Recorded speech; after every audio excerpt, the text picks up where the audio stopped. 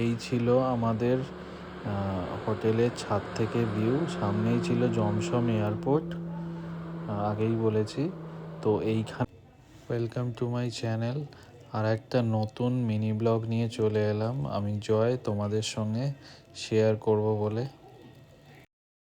তো আজ ভিডিও করার উদ্দেশ্য হলো যে তোমরাও নেপালে জমসমে গেলে কোথায় থাকবে তার একটা মোটামুটি আইডিয়া এই ভিডিও দেখে পেয়ে যাবে। ভিডিওটা স্কিপ করো না, পুরো দেখো।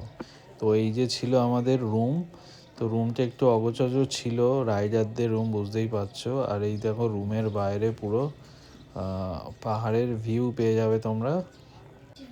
তো এই গেস্ট হাউসের নাম্বারটা আমি আর একবার ডেসক্রিপশানে দিয়ে দেবো।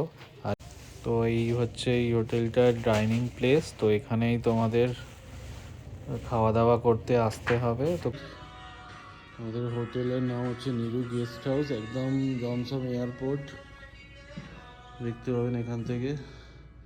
সামনে নীলগিরি, মাউন্ট নীলগিরি।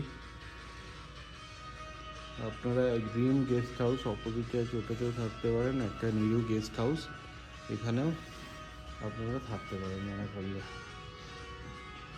এখানে বাস, জিপ, টিকিট বুকিং কাউন্টারও আছে, সব ফেসিলিটিস অ্যাভেলেবেল আছে, এখানে সবই পেয়ে যাবেন।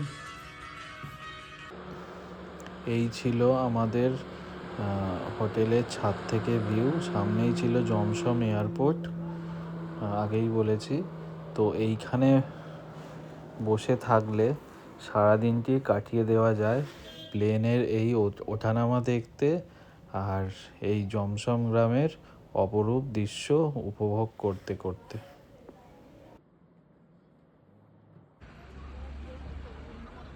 এদিকে মুক্তিনাথ, এদিকটা মুক্তিনাথ, এটা এয়ারপোর্ট। এই হোটেলে আমরা ছিলাম কালকে, ড্রিম গেস্ট হাউস। আর এদিকে হচ্ছে পোখরা যাওয়ার রাস্তা। এখানে অন্নপূর্ণা রেঞ্জ দেখা যাচ্ছে কিছুটা, আর এটা হচ্ছে জায়েন্ট নীলগিরি। অসাধারণ। হোমস্টের কন্ট্যাক্ট নাম্বারগুলো আমি ডেসক্রিপশান বক্সে দিয়ে দেবো, তো একটু চেক করে নিও। আর যদি ভিডিওটা ভালো লেগে থাকে একটা লাইক করে দিও, আর অবশ্যই বন্ধুদের সঙ্গে শেয়ার করো। আর এই ধরনের কন্টেন্ট পেতে আমাকে ফলো অথবা সাবস্ক্রাইব করে নিও।